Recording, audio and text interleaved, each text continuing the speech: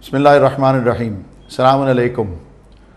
I, Yasin merchant, welcome you all to join me in this journey of knowledge and illumination.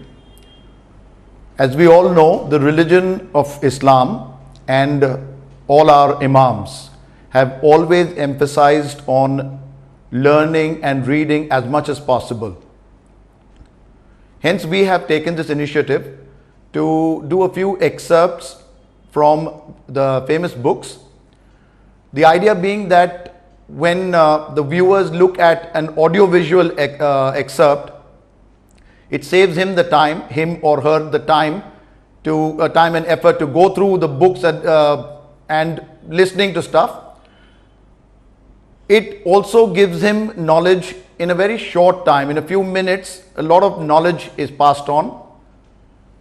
And moreover, we have also been told that acquiring the marifat of our Imam is compulsory upon all Shias.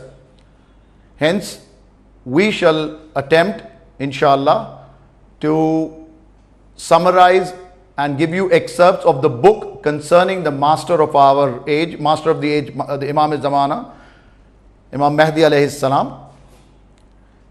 And for this, we begin our series with this book, which is called Najmuth Saqib fi Ahwali Imam al-Ghaib. This is the book, as you all can see, a book which is recommended that every Shia must have in his or her household. We will discuss this particular episode. We will take up discussing about the author who has written this prominent book. The author's name is Sheikh Hussain Mirza, who was popularly known as Muhaddis Noori. His father's name, Mirza Muhammad Taqi. He was born on the 18th of Shawwal, which corresponds to 1254 AH. His date of death is 26th or 27th Jamadi-ul-Sani, which again corresponds to 1320 AH. And he has the good fortune of being buried in the sanctuary of Amirul Mu'mineen Imam Ali alayhi salam. Let's discuss a little history about this famous author. When he was just 8 years old, his father passed away and he was taken under the wings of Maulana Muhammad Ali Mahallati, who was a great jurisprudent of his time. Muhaddis Noori traveled to different places and studied under different scholars, all great scholars which he learned under. In the year 1286 AH, after he performed Hajj for the second time, he joined the classes of Mirza Buzurg Shirazi in Najaf. In the year 1291 AH, Muhaddis Noori migrated to Samarra along with his teacher. Here he became very close to his teacher and discharged most of his duties.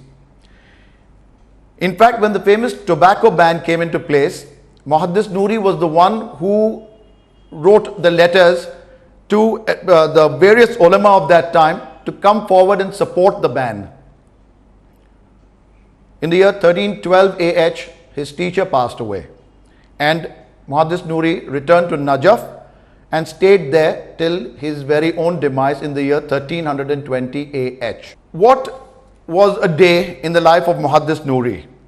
How did he spend his day? An hour before the morning prayers, he would go to the holy shrine and standing behind the door of the Qibla, he would offer namaz-e-shab till the shrine opened. He would be the first visitor there every single day. His mornings would be spent in proofreadings and collecting books of traditions and other books. He allocated the post-Asr time for writing and would study after Isha prayers till he finally retired to bed. During his lifetime, there came a period when going to Karbala by foot was considered a sign of poverty. Muhaddis Nuri took notice of this and he revived the custom. He, along with his companions, walked the distance to Karbala, and this has now led to a tradition which millions follow to date. Muhaddis Nuri himself was a great teacher. He taught and trained many students. The most prominent amongst his students was Sheikh Abbas Kummi, alayhi rahmah, who is famous for the compilation of his books known as Mafatihul Jinan, which we all know is a book of supplications and du'as, and Nafasul Mahmum, which is regarding Imam Hussain alayhi salam and the tragedy of Karbala.